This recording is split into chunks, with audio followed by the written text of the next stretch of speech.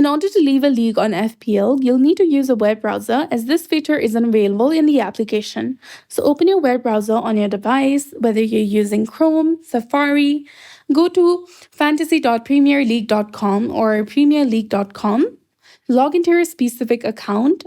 From this page, go to Leagues and Cups section, which is between transfers and fixtures. In this page, if you scroll down, you'll get the list of the leagues that you have joined so far. In order to leave the league, you need to click on this gear icon beside that specific league.